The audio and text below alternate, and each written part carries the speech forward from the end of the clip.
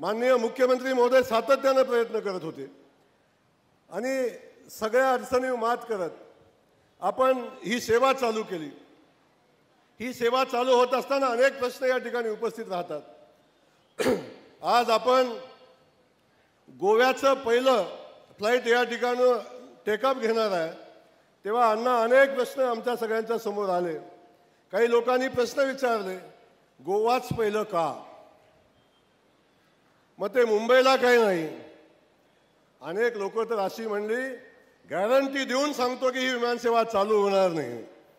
तरी सुद्धा मी आपल्याला सांगतो, गॅरंटीनं विमानसेवा चालू झालेली आहे। आता कुठली शंका कुशंका घ्यायचं कारण नाही। आज गोव्याचं पहिलं विमान या ठिकाणी उड्डाण करतंय। आपण गोव्यात पोहोचलो, मी सगळ्यांना अगदी मनापासून सांगेन, आता गोव्यातून मुंबईला जाता येतं, गोव्यातून पुण्याला जाता येतं, गोव्यातून अमेरिकेला जाता येतं, गोव्यातून लंडनला जाता येतं, बेंगलोर सगळ्या सेवा गोव्यातून मिळतात। त्यामुळे पहिल्या टप्प्यातली आमची सेवा जी आहे, तेव्हा आम्हाला तिथून मुंबईला जायला बापू अडचण नाही, कारण आपण इथून 8 तास मुंबईला लागतात, कधी 7 तास लागतात। इथनं 1 तास आणि तिकडून 1 तास, 2 आणि एखादा आणखीन अतिरिक्त तास पकडला तर 3-3.5 तासात आम्ही सुखरूप मुंबईला पोहोचू शकतो। पण आम्ही एवढ्याच समाधानी नाही अण्णा। माझ्या सोलापूरच्या प्रत्येक नागरिकाचा प्रश्न आहे, प्रत्येकाची मनापासूनची इच्छा आहे की आता ही सेवा मुंबईला चालू झाली पाहिजे, पुण्याला चालू झाली पाहिजे। ही सगळ्यात मोठी पाहिजे ना? मग बघत काय आहे, जोरात सांगा ना अण्णांना पाहिजे म्हणून।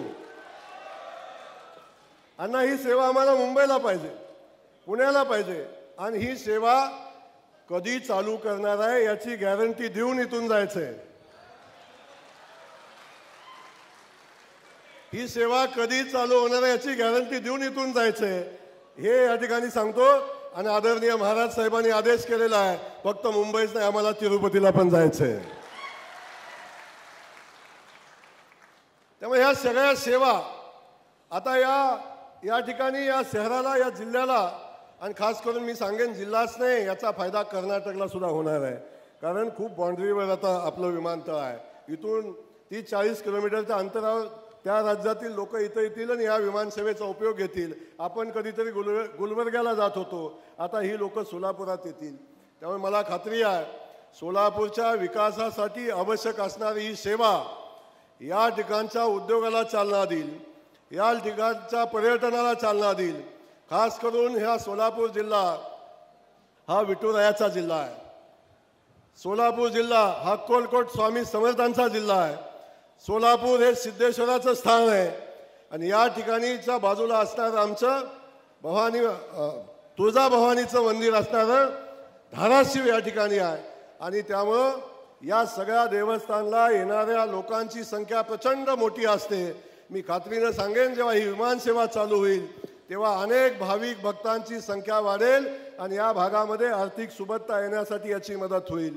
अनेक उद्योग व्यवसायामध्ये उद्योजक या ठिकाणी या निमित्तानं आपला व्यवसाय या ठिकाणी चालू करतील, आणि नक्की या शहराच्या, या जिल्ह्याच्या आर्थिक व्यवस्थेमध्ये नक्की फायदा या विमानसेवेचा होईल, हे या निमित्तानं मी आपल्याला मनापासून सांगेन।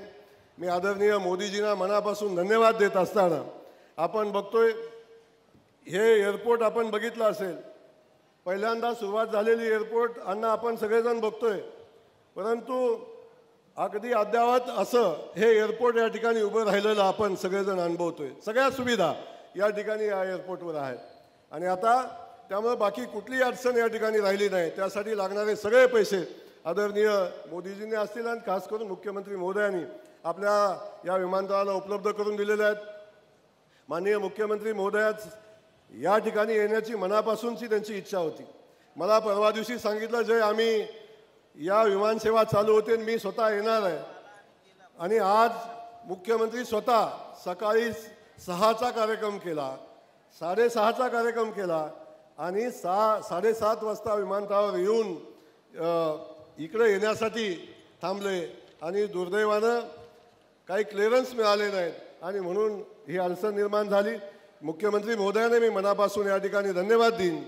मी सगळ्या लोकप्रतिनिधींना, याचं श्रेय या नगरीतल्या सगळ्या आमच्या लोकप्रतिनिधींना देईन आणि खास करून याचा फॉलोअप करणाऱ्या सगळ्या सेवाभावी संस्था असतील, विकास मंच असेल, या सगळ्या लोकांनी खूप याचा फॉलोअप घेतला, पाठपुरावा केला. या सगळ्यांना मनापासून धन्यवाद देईन आणि आपल्या सगळ्यांना मनापासून एवढंच सांगेल, या सेवेचा आपण सगळे मिळून आनंद घेऊया आणि चांगलं होत असताना सगळ्यांनी मनापासून किंतु परंतु मनात न ठेवता चांगलं होत असताना स्वागत करूया. नाही तर मग मुंबईचं काय झालं, पुण्याचं काय झालं, गोवा चालू झालाय त्याचा आनंद घेऊ आणि मुंबई चालू होण्यासाठी आपण सगळ्यांनी मनापासूनच्या इच्छा व्यक्त केलेल्या आहेत त्याही पूर्ण होतील एवढीच या ठिकाणी मी आपल्या सगळ्यांना मनापासून सांगेन. पुन्हा एकदा आपलं अण्णा मनापासून स्वागत आहे. द्यायची ना गॅरंटी आपण आज? अण्णा अजून नाजूकच बोलतायत, पण ठीक आहे अण्णा. आपल्याला माझी विनंती आहे की आपण या ठिकाणी आमच्या सगळ्या सोलापूरकरांच्या मनामध्ये जे आहे ते सांगूनच इथून जावं एवढी विनंती करतो. आम्हाला यंग, डायनॅमिक आणि या खात्याला शोभणारा देखणा मंत्री मिळालेला आहे. बरं आहे ना?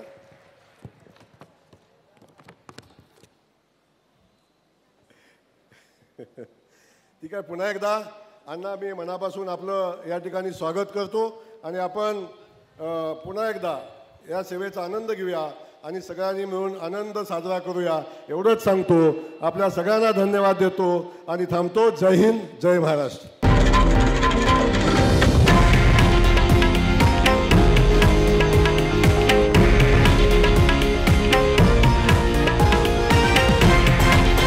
हे आहे देशातील नंबर 1 न्यूज नेटवर्क आणि आपण पाहत आहात TV9 मराठी, एकमेव.